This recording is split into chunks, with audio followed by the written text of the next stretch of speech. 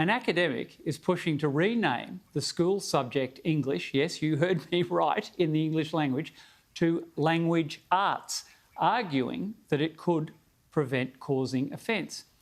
The former school teacher claims that the name English is an act of assimilation, quote, but the idea has been rejected by Education Minister Alan Tudge, who labelled it nonsense and political correctness gone mad. Now,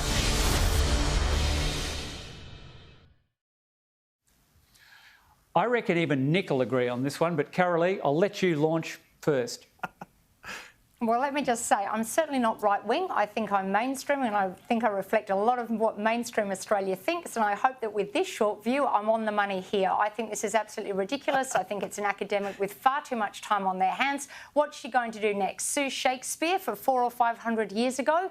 For goodness sake, all she is doing, English is English. Let's just teach our children English and maths and get back to the basics in education. What she is proposing will completely just continue to disadvantage those children that are already disadvantaged in Australian society. English is English. She is just being...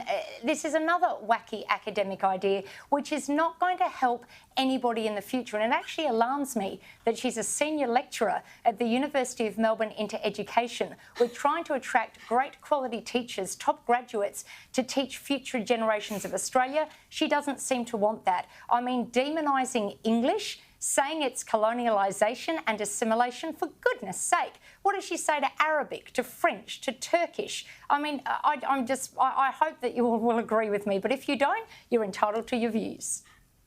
Well, we'll find out. Nick, I'm going to throw the new ball to you off your long run-up. Thanks very much, old mate. Come on. Well, let's see what you got.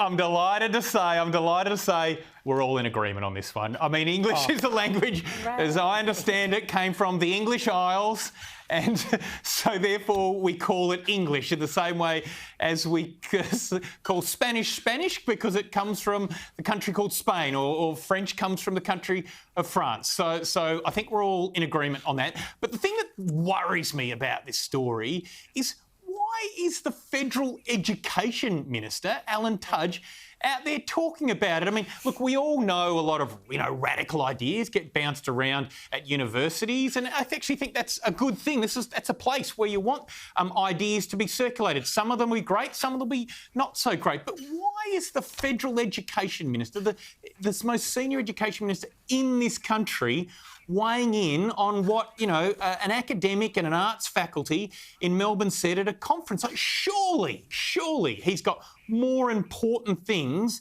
to be doing than spending his time on this sort of stuff. It's as if he's more interested in, finding some new angle on the culture wars than actually doing his job of ensuring the nation's schools and universities are top-notch and doing the best job they possibly can.